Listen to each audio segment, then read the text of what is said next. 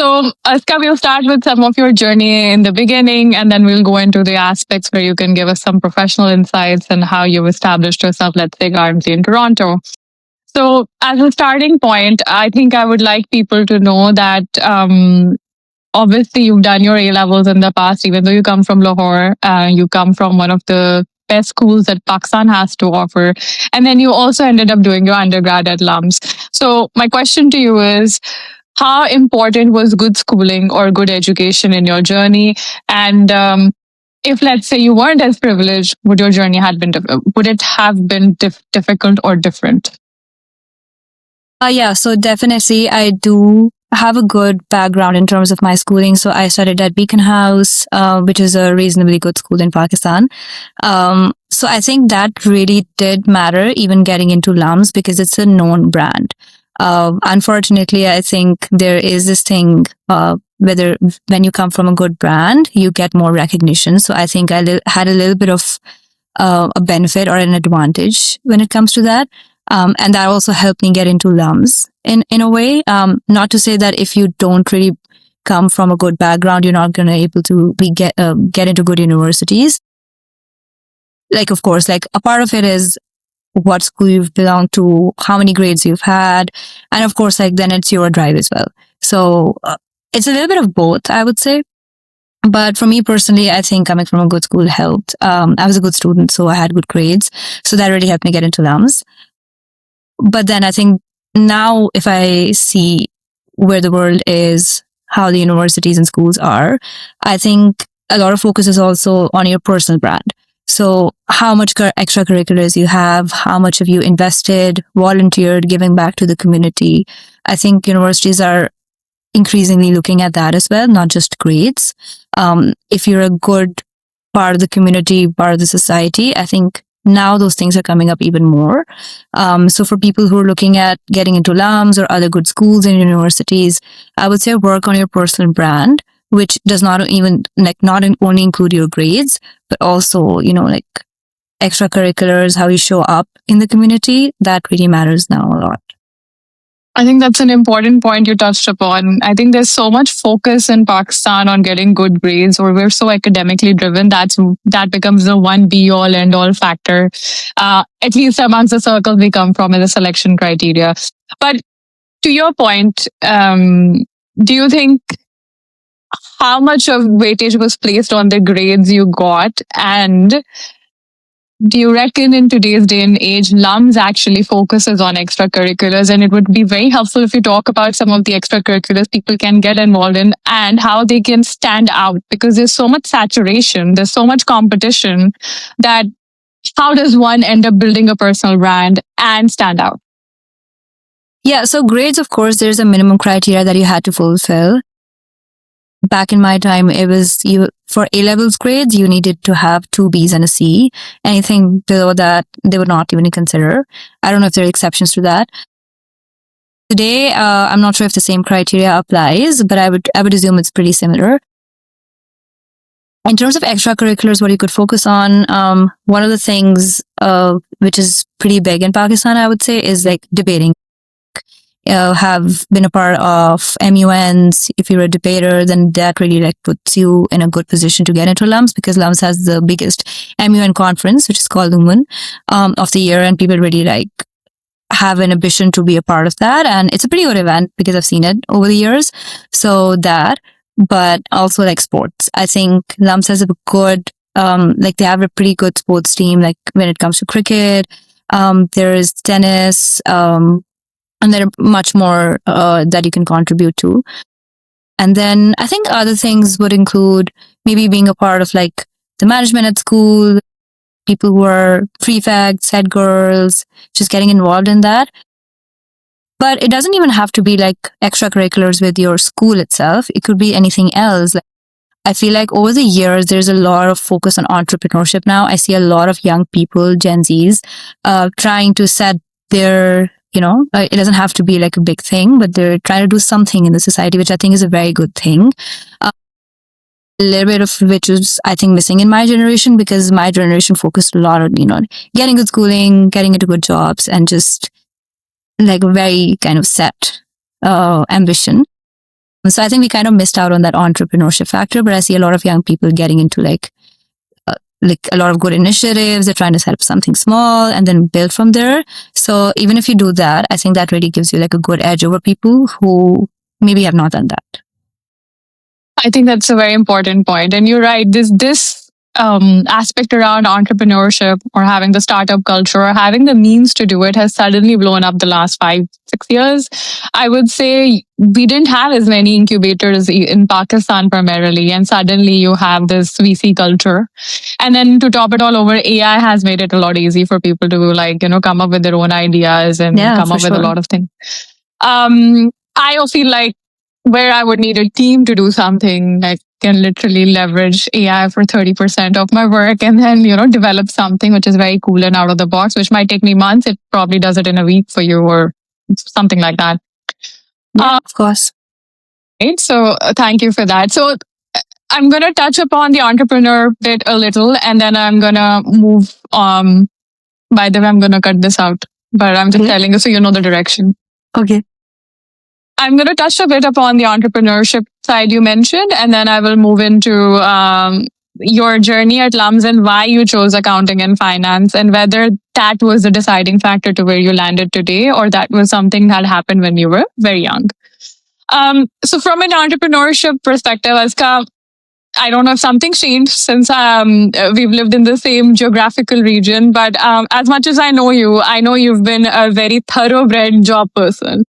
uh, we've survived in jobs. We've done our like that's been our bread and butter. So we're very job reliant people, at least up till this point. Now that you have exposure, and it's not just where you worked. I know you've traveled to the UK, you've delivered projects, you've flown across the Middle East. Has there been a time where you thought about maybe at some point you want to do your own thing? And if yes, what would it be? And why are you having those thoughts, if at all? Yes. So if you know me, you know I do like putting structure to things, and I thrive in a relatively structured environment. And I think that's why I've been more of a person who's thrived in jobs. As I have grown older, I think I've had these thoughts for the past few years where I'm like, eventually I would want to do something of my own. Now that I have the experience of working with people, now that I have some contacts, a network that I can rely on if I need to reach out to somebody to maybe, market my, like whatever I end up doing.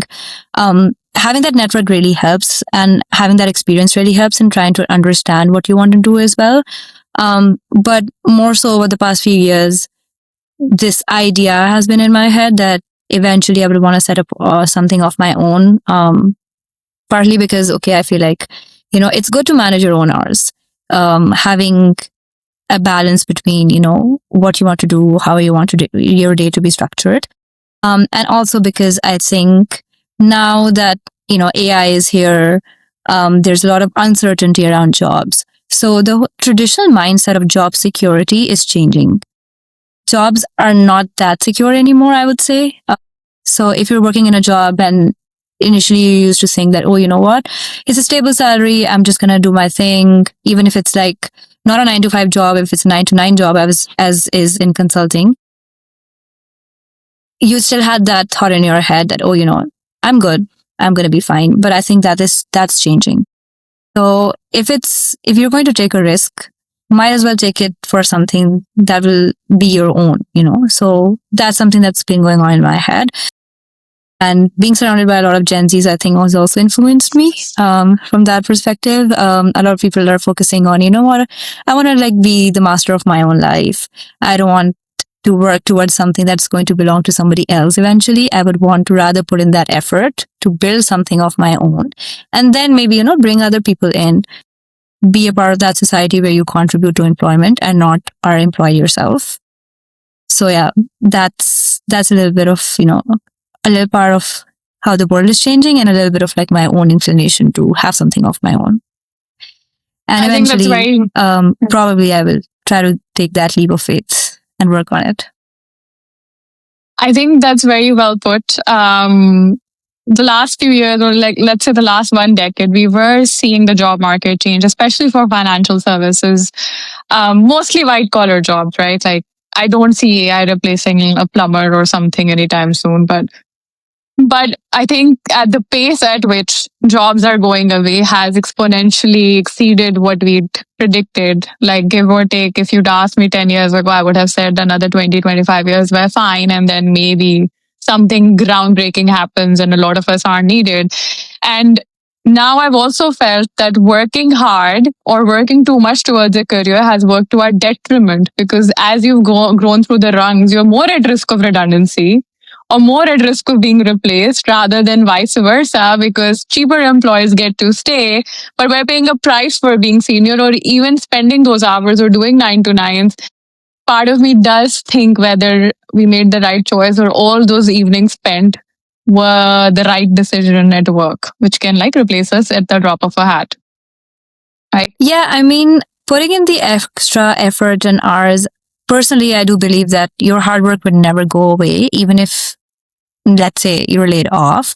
You have this depth of knowledge that you have from the years of that you've worked in the market. And of course, like if your next step is getting a job, then that definitely helps because you have that experience, you have exposure, you've been a part of something, you've delivered something, so you can do it somewhere else as well. But also, a part of it is constantly learning. So I feel like it's more important than ever right now to continue to work on yourself, whether it be on your personal skills, whether it be on your technical skills. I don't think we are in that situation where we can just like lay back and be okay with what we know. The world is constantly changing. So I feel like we need to up our game as well. Not to put pressure, but I think me personally, I've been trying to learn new things, whether it be AI, how to build skills in AI, how to make my own work efficient. Because I think the game is not only how, if you use AI or not, if you use it to your benefit or not, is also going to be very important, and it's going to set you apart from other people. So if I'm, for example, making a deck and I spent 3 hours on that, and there's another person who figured out a quicker way to do it, I'm going to be a resource that's not really using their time efficiently, right? So yeah, even apart from AI, I feel like understanding where you would want to stand going forward is also very important to anchor what you want to do going forward. I mean, it's also a little bit related to the personal brand that I talked about earlier. You know, like where do you want to be seen in the future is where you work on today. That's very true. And I think it's very well put. Just today, I had somebody ask me whether, and somebody who's based in the Middle East, and asked me whether they should apply to London and move here. And what have you, a couple of years ago, I would never give them this advice. But today I was like, I think you need to spend a day chalking out where you want to be in 3 to 5 years, realistically speaking, and then come to me and we can talk about it together, because now London or the West is not a clear cut answer as to where the world is headed. I agree with you. Personal branding has become so important, and part of me thinks that, maybe we're starting a little too late. Gen Zs had it very different. They grew up in times where like they had social media flaring up. They have access or easy access to tools that we didn't. AI, well, machine learning was always there, but AI suddenly exploded. So they have these tools that are helping them far more quickly than when we were young. Follow Zarish Rasheed podcast and like and subscribe Zarish Rasheed on YouTube.